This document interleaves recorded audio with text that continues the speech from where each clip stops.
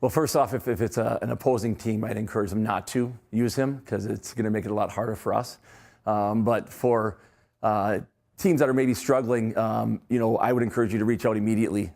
He's direct. He's to the point. He kind of gets to the core of the problem immediately, and doesn't really beat around the bush at all. Like he'll address it right away, and he has a certain way of really talking to the players and making everything relevant to what's going on with the team and with them. And I've never met anybody better than him or more incredible than him. And when I hear he's going to be a part of what we're doing, like if he's going to be at a practice or a game, I'm excited to have him there and just learn every time I'm around him. You never know where it's going to go, for sure. But he definitely has a direction when he starts out his talks. The one thing about Dr. Eddie is when he talks, you're engaged. You might not be talking back to him a lot, but you feel engaged and you want to hear more and more of what he has to say all the time. He usually has some kind of funny stories that relate to what's going on and that help keep it entertaining and just help keep you involved and always. For me, I've always want to hear more and more about what he's going to say next.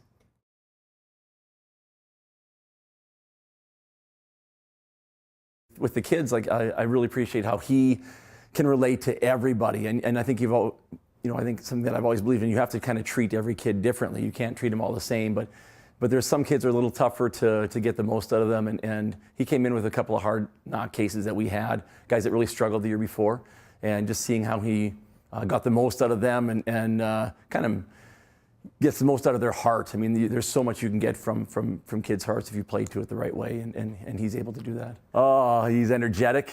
He's funny. To me, he's hilarious, actually. He's very intelligent with what he has to say. He's composed up there. Eye contact.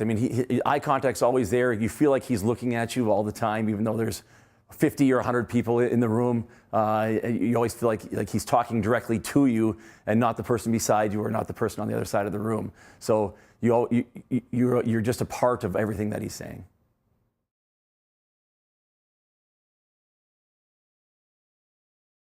Yeah, Dr. Eddie's, I think he does definitely tailor it for what you have. Like he'll meet with us before, and meeting with Dr. Eddie, we go over the things that we're struggling with and things that are going well.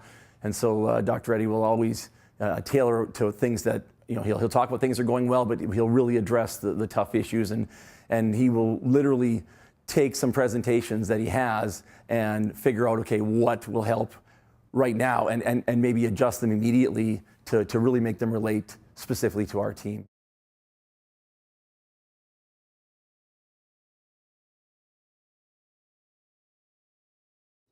Well, I think the biggest thing I remember is, I guess, is a quick story of when we had come in after a pretty bad period, and not a bad period. We played okay, but our guys were getting frustrated because the other team was maybe taking an exception and it wasn't getting called by the refs. And I looked at him and I said, "What do you think? What do you think we can do better?" And that's something I really appreciate about him is he has a kind of a 10,000 foot perspective of stuff, and he just kind of looks on the broad perspective of, okay, this would be the most important thing. And the one thing he said was, tell your guys they can get angry and fight, or they can get angry and play.